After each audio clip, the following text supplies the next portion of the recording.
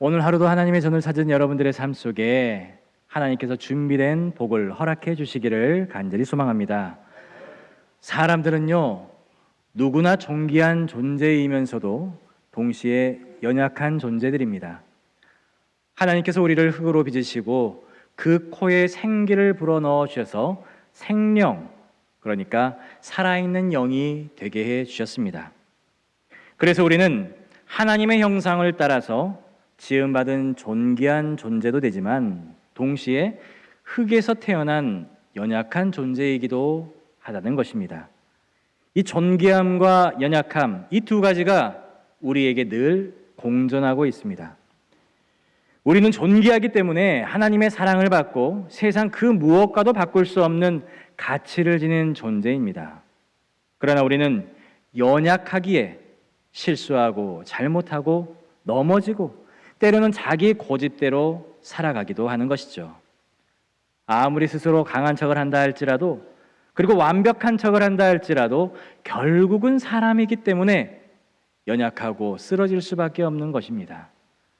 그럼에도 불구하고 사람들은 종종 자신이 마치 실수를 하지 않는 것처럼 보이려고 하는 것이죠. 잘못이 없는 사람인 것처럼, 다른 사람보다 더 의로운 사람인 것처럼 스스로를 포장하면서 살아가는 경우가 많다는 것입니다. 그러나 성경은 그 실체를 숨기지 아니하고 우리들에게 말을 합니다. 로마서 3장 23절 말씀 같이 한번 읽어보도록 하겠습니다. 모든 사람이 죄를 범하였음에 하나님의 영광에 이르지 못하더니. 아멘. 여러분, 이 말씀은 단지 소수의 사람만을 가리키는 것이 아닙니다. 예외 없이 모든 사람이라고 이야기를 하고 있습니다. 하나님의 영광 앞에 당당히 설 수 있는 사람은 그 아무도 없다는 것이죠. 오늘 본문에 등장하는 베드로 역시 마찬가지였습니다. 그는 사도 중에서도 예수님의 수제자로 불린 사람이었고 초대교회의 기둥과도 같은 존재였습니다. 수많은 기적을 행했고 오순절 성령 강림 사건 때에 담대하게 복음을 전했던 그러한 사람이었습니다. 그런데 그런 베드로도 우리와 똑같은 사람이라고 성경은 말해주고 있어요. 여러분, 고넬료의 집에 들어갈 때에 고넬료가 그 앞에 무릎을 꿇었을 때 베드로가 이야기를 합니다. 일어서라, 나도 사람이다 라고 말입니다. 여러분, 이 한마디 속에는요, 인간의 연약함과 솔직함과 겸손함이 다 담겨져 있습니다. 이 말은 자신을 심처럼 높이는 사람 앞에서도, 그리고 자기를 사람 이하로 취급하는 사람 앞에서도, 그리고 자기 자신을 향해서도 베드로는 나는 사람이다 라고 고백하는 것이죠. 스스로를 속이지 아니하고 남들 앞에서라고 해도 과장하지 않았습니다. 있는 그대로 사람으로서의 연약함을 인정하고 나아가는 것이죠. 사랑하는 성도 여러분, 이 고백이 우리에게도 필요한 것입니다. 나도 사람이다. 이러한 진솔한 고백이 하나님 앞에, 같은 성도들 앞에 있어야 한다는 것입니다. 이 고백은요, 자기 자신이 어떠한 사람인가를 아는 것이고 하나님 앞에서 드릴 수 있는 정직한 고백이 되는 것입니다. 오늘 이 말씀을 통해서 이 고백이 저와 여러분들의 평생의 고백이 되기를 간절히 소망합니다. 여러분, 사람은 누구나 실수를 하면서 살아갑니다. 여기에 앉아 계시는 분들 중에 실수 한번 안 해본 분 손 들어주시기 바랍니다. 없으시죠? 지금 막 머리가 간지러서 올리려다가도 이 말 때문에 못 올리고 계시는 분도 계십니다. 그런데 가정에서든 직장에서든 교회 공동체 안에서든 우리는 크고 작은 실수를 하면서 살아가고 있어요. 부부 사이에서도 실수를 하고 부모와 자녀 사이에서도 실수를 하며 친구와 동료 사이에서도 우리는 서로에게 실수를 주고받으면서 살아가고 있는 존재라는 것입니다. 말 한마디에 상처를 주기도 하고 행동 하나에 오해를 불러일으키기도 합니다. 그런데 문제는요, 실수를 하는 게 문제가 아니라 그 실수를 그가 인정하지 않는 것이 더 큰 문제라는 거예요. 실수를 했음에도 불구하고 고집을 부리고 변명을 하고 때로는 상대방을 탓하기도 합니다. 자신은 의인인 척하면서 다른 사람의 잘못은 엄격한 잣대를 들이대는 모습이 바로 우리의 진면목이라는 거예요. 여러분, 내로남불이라는 말씀 아시죠? 남이 하면 불륜이고 내가 하면 로맨스. 그 말이 아시탑이라고 하는 사자성어가 있습니다. 내가 하면 옳고 남이 하면 틀리다라는 말인데요. 이 말처럼 남의 잘못은 비난하면서 자신의 잘못은 합리화하려고 하는 태도, 우리 안에 그런 모습이 있다라는 것입니다. 그런데 여러분, 이 모습이 말입니다, 하나님이 보시기에 하나님 앞에서 가장 교만한 모습이라는 겁니다. 다 똑같은 사람끼리 이리 재고 저리 재고 내가 맞다 네가 틀리다 서로의 모습을 깔아뭉개며 얕잡아보는 그런 모습들이 하나님께서 가장 싫어하는 모습이라는 거예요. 여러분, 비행기를 타고 하늘로 올라가면은요, 초가집이나 고급 아파트나 어떻게 보입니까? 다 코딱지만하게 보입니다. 그렇죠? 도로에 다니는 차들은 어떻습니까? 저게 구형인지 신형인지 외제차인지 국산차인지 분간할 수가 없습니다. 하늘에서 보면은요. 그러면 우리의 내면은 어떨까요? 우리가 생각하는 것들은 어떨까요? 예수님이 보시면, 우리의 생각을 보시면 뭐라고 말씀하실까요? 오죽했으면 금방 빚진 것을 모두 탕감받은 사람이 자기가 받은 은혜도 새까맣게 까먹고 자기에게 빚진 자를 고스란히 관하로 끌고 가는 그런 인간의 어이없는 모습을 우리에게 보여주시지 않았습니까? 너희가 다 이런 모습이 아니냐? 너희가 다 이렇게 부족한 모습으로 살아가고 있지 않느냐? 그래서 성경은 우리의 존재를 양으로 비유할 때가 많습니다. 우리는 다 양 같아서 그릇 행하여 각기 제 길로 갔거늘. 여러분, 양은 매우 연약한 동물입니다. 혼자서는 길을 찾지 못할 만큼 시력이 안 좋은 동물이에요. 목자의 보호가 없이는 한시도 살아갈 수가 없습니다. 여러분, 길을 잃은 양이 어떻게 되겠습니까? 결국에는 굶주려 죽거나 아니면 맹수에게 잡혀 먹을 수밖에 없습니다. 목자의 돌봄이 없이는 존재할 수 없는 것이 바로 양인 것처럼 사람 또한 마찬가지라는 것이죠. 우리가 아무리 지혜롭다 할지라도, 우리가 아무리 경험이 많다 할지라도 결국은 하나님 앞에서는 연약한 존재일 수밖에 없다는 것입니다. 혼자서 모든 문제를 해결할 수가 없고 언제나 완벽할 수는 없는 존재가 바로 사람이라는 거예요.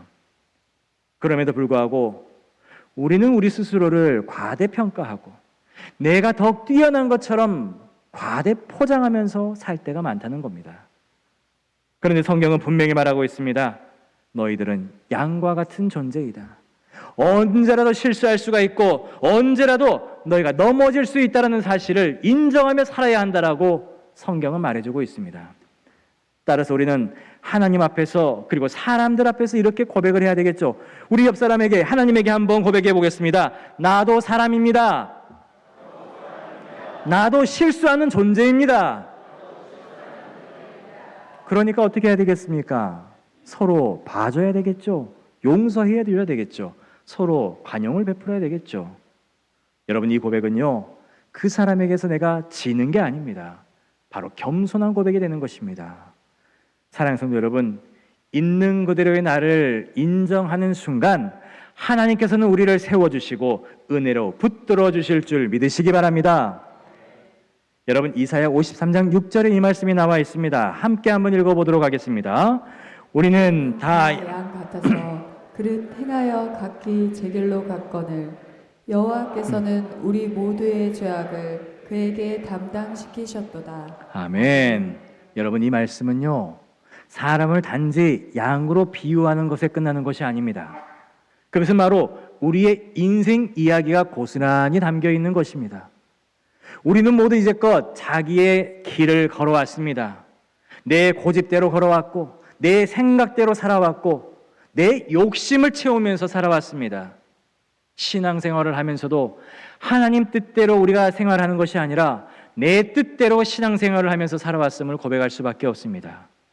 그래서 결국은 길을 잃고 헤매는 양처럼 넘어지고 상처받고 상처를 주면서 신앙생활, 삶을 이어오고 있었던 것이죠. 그런데 여러분, 놀라운 사실이 여기 있습니다. 하나님께서 그 모든 죄악을 예수 그리스도께 담당시키셨다고 말씀하고 있습니다. 우리가 져야 할 죄의 무게, 우리가 갚아야 할 죄값을 예수님께서 십자가 위에서 대신 짊어지셔 주었다는 것입니다. 여러분, 이것이 무엇입니까?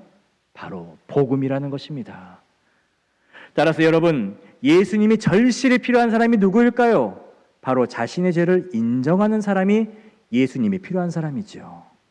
또한 사람들 앞에서 내가 잘못했습니다, 미안합니다 라고 고백하는 사람이 바로 예수님이 필요한 사람이라는 거예요. 반대로 예수님이 필요 없다라고 생각하는 사람은 어떤 사람일까요? 나는 죄인이 아니다, 나는 죄를 지은 적이 없다, 자기 안에 있는 그림자와 자기 안에 있는 죄악을 끝까지 감추려고 하는 사람이 바로 예수님이 필요치 않은 사람입니다. 남의 잘못은 크게 들추어내면서 자신의 허물은 끝까지 감추려고 하는 사람이 바로 예수님이 필요치 않은 사람입니다. 그런 사람은 어떤 사람입니까? 스스로를 하나님 앞에서 속이는 사람입니다. 그래서 요한일서 8장에는 이렇게 말씀하고 있습니다. 함께 읽겠습니다. 만일 우리가 죄 없다 하면 스스로 속이고 또 진리가 우리 속에 있지 아니할 것이요. 아멘. 진정으로 복음을 받아들이는 사람은 자신의 연약함을 인정할 줄 아는 사람입니다. 나도 죄인임을, 그리고 나도 넘어질 수 있는 존재임을 시인하는 사람이 바로 복음 안에서 사는 사람이에요. 그런데 여러분, 주님의 십자가가 나를 위한 것임을 깨닫고 은혜의 복음을 비로소 붙들 수 있게 되는 것입니다. 여러분, 교회가 어떤 곳입니까? 여러분 옆 사람 한번 봐보시기 바랍니다. 옆에 있는 사람이 죄인입니까? 의인입니까? 차마 옆 사람을 보지 못하십니까? 죄인같이 보이십니까? 의인같이 보이십니까? 우리가 보기에는 다 의인같이 보이죠. 그런데 하나님이 보시기에는 우리 모두가 죄인일 수밖에 없다는 거예요. 그래서 우리가 하나님 앞에서 주님, 나는 죄인입니다, 나를 불쌍히 여겨주옵소서, 이렇게 기도하는 사람이 바로 예수님을 필요로 하는 사람이라는 겁니다. 우리 복음의 성도들이 예수님이 저에게 꼭 필요한 분이십니다, 예수님이 없이는 살 수가 없습니다, 주님 나를 불쌍히 여겨 주시옵소서라고 기도할 수 있는 복된 성도들이 되기를 간절히 소망합니다. 여러분, 오늘 본문 말씀의 베드로는요, 로마 군대의 장관이었던 고넬료의 앞에서 이렇게 고백을 합니다. 나도 사람이다, 일어서라, 나도 사람이다. 당시에 고넬료가 어떤 사람이었습니까? 백부장이었습니다. 사회적인 신분이 높은 사람이었고 권력을 가진 사람이었습니다. 그런데 그는 하나님을 경외할 줄 아는 기도하는 사람이었다는 거예요. 그런 고넬료가 하나님의 인도하심을 따라서 베드로를 자기 집으로 초청했을 때에 그는 베드로 앞에 무릎을 꿇고 절을 했다라고 말하고 있습니다. 그가 보기에 베드로는 단순한 사람이 아니었어요. 하나님의 권세를 대리하는 특별한 존재처럼 보였다는 것이죠. 그런데 그 순간 베드로가 고넬료에게 이야기를 합니다. 일어서라, 나도 사람이다. 그는 자신을 신격화하려고 하는 그 태도를 거절했습니다. 베드로가 다른 사람이 하나님께 드려야 할 존경과 칭송을 결코 자신이 가로채지 않았습니다. 오직 영광은 하나님께만 돌렸다는 것입니다. 오히려 자신도 연약한 사람이고 실수할 수 있는 사람이라는 것을 솔직하게 드러냈다는 것이죠. 여러분, 이 고백은요, 두 가지 의미를 갖고 있습니다. 첫 번째로는요, 자신을 지나치게 높이려고 하는 사람들 앞에서 겸손하게 자신을 낮추는 모습이 들어가 있고요. 또 하나는 사람 이하로 취급하려고 하는 그 사람들에게 울림이 됩니다. 누군가 자신을 얕잡아 볼 때에, 무시할 때에, 사람 대접하지 않을 때에 나도 당신과 같은 사람입니다, 사람 대접을 해 주십시오 라고 하는 말이 되는 것입니다. 사람 이상으로 떠받들지도 말고 사람 이하로 취급하지도 말라고 하는 그런 것이죠. 모든 사람들은 존귀하게 하나님의 형상대로 지음받은 그 자체로도 존귀한 신분이며, 그리고 또한 자기 자신은 흙으로 빚어진 낮고 낮은 미천한 사람이라는 것을, 실수할 수 있는 사람이라는 것을 동시에 나타내는 것입니다. 여러분, 베드로가 어떤 사람이었습니까?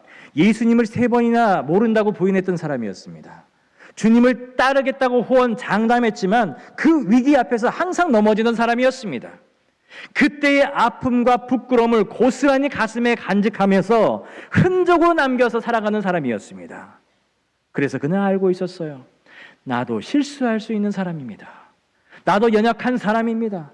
나는 완전한 사람이 아닙니다. 나도 사람입니다. 라고 말입니다. 여러분, 이 고백 속에 담긴 겸손함과 진실함이 우리 가운데에서도 나타나야 한다는 것입니다. 교회의 지도자이든지 아니면은 가정에서 부모이든지 직장에서 책임을 지고 있는 사람이든지 우리는 종종 사람들 앞에서 완벽하게 보이려고 노력을 합니다.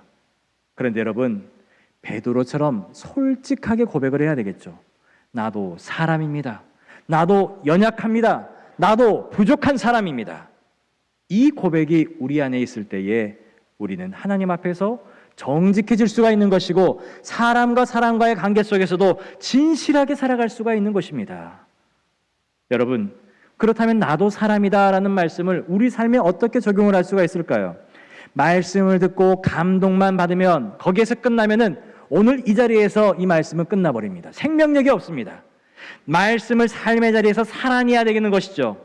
그래서 이 고백을 통해서 우리의 신앙과 관계가 가까워지려면 몇 가지 중요한 적용을 우리가 해야 됩니다.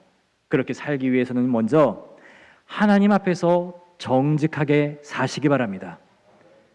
우리는 사람인지라 실수할 수 있습니다. 하나님 앞에서든 사람 앞에서든 언제나 넘어질 수 있는 존재입니다. 순간적인 감정 때문에 선택을 그르칠 수도 있습니다. 그런데 중요한 것은 우리가 그것을 숨기는 것이 아니라 하나님 앞에서만은 진솔하게 내려놔야 된다는 것이죠. 여러분, 다윗을 보십시오. 그는 간음과 살인죄를 저지른 그러한 사람이었습니다. 그런데 그것을 인정하고 하나님 앞에서 회개를 했습니다. 시편 51편에서 그는 하나님이여 주의 인자를 따라 내 죄악을 지워주소서라고 고백을 했습니다. 바로 그 간직한, 그 정직한 고백 때문에 다윗은 회복할 수가 있었고 하나님께 용서함을 받을 수가 있었던 것입니다. 하나님 앞에서 정직했기 때문에입니다. 여러분, 하나님은 우리의 연약함을 아시는 분이십니다. 감추려고 하면은 더욱더 내 안에서는 상처가 나고 골마갈 수밖에 없어요. 하지만 하나님 앞에 드러낼 때에 그 정직한 고백 때문에 우리는 회복이 가능한 것입니다. 하나님 앞에 모든 것을 내어놓고 용서와 회복을 얻을 수 있는 저와 여러분들의 삶이 되길 간절히 소망합니다. 두 번째로는 사람들 앞에서 정직하게 사시기 바랍니다. 하나님께만 정직하게 고백하는 거에는 부족함이 있습니다. 그래서 예수님은 마태복음 5장에서 형제와 먼저 화목하라라고 말씀을 하셨습니다. 하나님께 제사를 먼저 드리기 전에 먼저 형제와 화해하고 난 다음에 와서 제사를 드리라라고 말씀하셨죠. 우리는 종종 하나님께 쉽게 기도를 합니다. 주님, 나의 잘못을 용서해 주옵소서. 나의 이러한 죄를 주님 용서해 주옵소서. 그렇게 쉽게 고백을 하는데 사람들에게는 쉽게 고백을 하지 못합니다. 그런데 여러분, 진짜 신앙인은 사람과의 관계 속에서 드러나는 것입니다. 가정에서 부부가 서로에게, 부모가 자녀와 서로에게, 교우들에게 서로가 서로에게 미안합니다. 제 잘못입니다. 제가 부족한 사람입니다. 이렇게 말할 수가 있어야 된다는 것이죠. 이 짧은 한마디의 고백 속에 오랜 갈등이 풀어지게 되고 막힌 담이 허물어지게 되는 것입니다. 짧은 한마디에 오랜 갈등이 풀어지게 되고 그리고 고백은 나를 자유롭게 하며 상대방을 자유롭게 해주는 것입니다. 여러분, 우리 옆 사람에게 한번 고백해 보시겠습니다. 미안합니다. 잘못했습니다. 제가 부족합니다. 그렇습니다. 제가 부족합니다. 제가 미안합니다. 제가 잘못했습니다. 진심 어린 사과 속에 하나님께서는 막힌 담을 헐어주시고 우리의 상처를 치유해 주실 줄로 믿습니다. 세 번째로는 서로를 용납하는 공동체가 돼야 합니다. 사람은 누구나 연약합니다. 그래서 교회 공동체가 건강해지려면은 서로의 부족함을 고백하고 용납하는 그러한 모습을 지녀야 됩니다. 초대교회가 아름답게 건강하게 발전할 수 있었던 이유는 바로 서로에게 솔직했기 때문에 그렇습니다. 그들은 자신의 죄를 숨기지 않고 서로 고백을 했고 서로를 품어 주었습니다. 그래서 하나님께서 그 공동체를 크게 사용해 주신 것이죠. 여러분, 오늘 우리 복음교회는 어떻습니까? 겉으로는 웃고 있지만 속으로는 서로를 불편해하고 있지는 않습니까? 용납하지 못하고 끊임없이 비교하면서 서운해하고 있지는 않습니까? 우리에게 필요한 것은 완벽함이 아니라 용납함이라는 것입니다. 하나님이 우리를 있는 모습 그대로 받아주셨듯이 우리를 서로를 있는 모습 그대로 받아줄 때에 우리 건강한 복음 공동체가 될 줄로 믿습니다. 네 번째는 상한 감정을 내려놔야 됩니다. 암보다 더욱더 무서운 것이 바로 상한 감정이라는 거예요. 암은 육체를 약하게 하지만 상한 감정은 영혼을 갉아먹는 것입니다. 한 번 상하면 그 감정이 어떻게 됩니까? 내 삶을 지배하게 됩니다. 신앙도 흔들리게 되고 관계도 무너지게 되고 마음도 무너지게 됩니다. 그런데 고백하게 되면 어떻습니까? 풀어지게 됩니다. 나도 사람입니다. 내가 잘못했습니다. 미안합니다. 이 한마디가 상한 감정을 치유케 한다는 것이죠. 여러분, 용납받으면 감정이 살아납니다. 감정이 살아나게 되면 내 영혼도 살아나게 되어 있습니다. 예배드리는 마음이 새로워지고 공동체가 회복되게 되는 것입니다. 그런데 상한 감정을 그대로 붙들고 있으면 내 인생의 주인이 그 상한 감정이 되는 거예요. 하지만 고백을 통해서 내려놓을 때에 주님이 다시 내 마음의 주인이 되어주시는 것이죠. 그러면 우리는 더 이상 상한 감정의 노예로 사는 것이 아니라 주님을 내 마음의 주인으로 모시고 은혜와 자유함 속에 살아갈 수가 있는 것입니다. 사랑하는 성도 여러분, 우리의 삶을 모두 주님께 내어 맡기시기 바랍니다. 우리는 부족한 사람입니다. 나는 사람입니다. 나는 연약합니다.